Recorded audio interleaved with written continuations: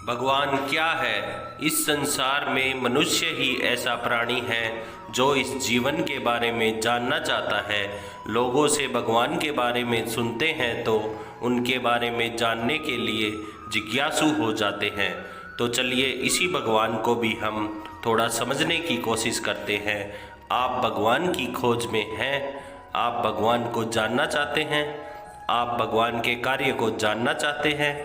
आप भगवान का पता जानना चाहते हैं? लेकिन सबसे महत्वपूर्ण, आप भगवान के साथ होना चाहते हैं। लेकिन भगवान क्या है? क्या भगवान इस ब्रह्मांड का निर्माता है या वह दुनिया का शासक है? क्या वह परमात्मा है या वह किसी प्रकार का नैतिक अधिकार है? क्या भगवान जीवन है या भगवान आशा है?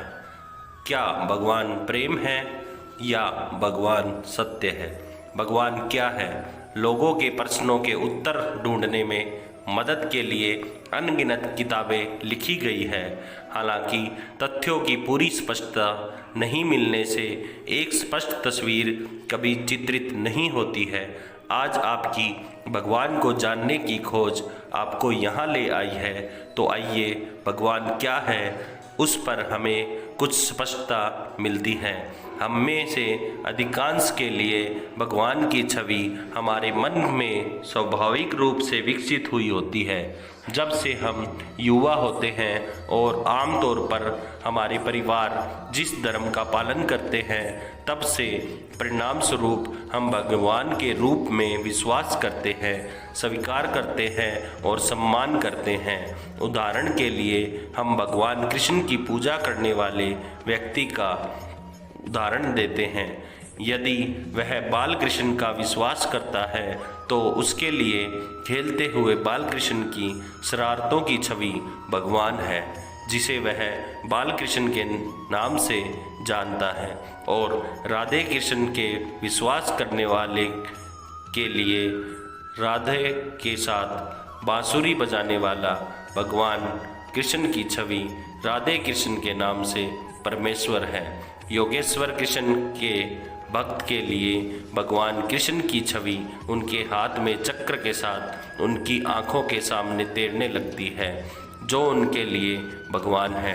अन्य भगवानों के भक्तों के लिए भी यही विचार प्रक्रिया सत्य है।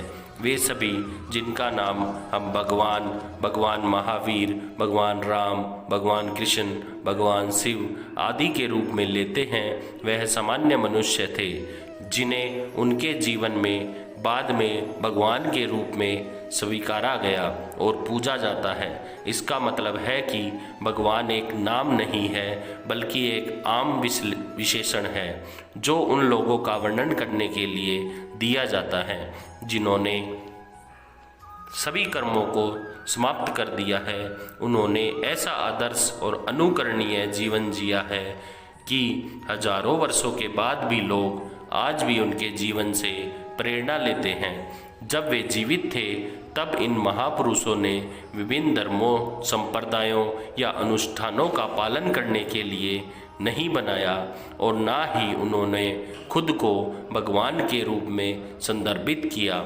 उन्होंने महसूस किया कि भगवान क्या है और उन्होंने इसे दुनिया को समझाया।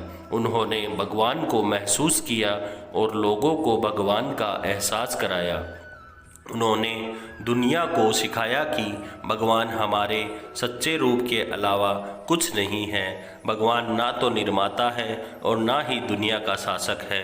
भगवान शुद्ध आत्मा के रूप में, अविभाज्य रूप में हम में से हर एक के भीतर है। जब तक आपके पास मैं कौन हूँ की अज्ञानता है और उस अज्ञानता से आप यह मानते हैं कि मैं यह शरीर हूँ, तो आप एक साधारण जीव है। और जब आप महसूस करते हैं कि मैं शरीर या शरीर को दिया गया नाम नहीं हूँ, मैं केवल एक शुद्ध आत्मा हूँ, फिर आप स्वयं भगवान हैं। दोस्तों, मेरी ये कथा, कहानी, किस्से आपको कैसे लगते हैं कृपया कमेंट करके बताएं, और हमारे चैनल को लाइक करें, शेयर करें और सब्सक्राइब करें। इससे हमें मोटिवेशन मिलता है। आपको बहुत बहुत धन्यवाद।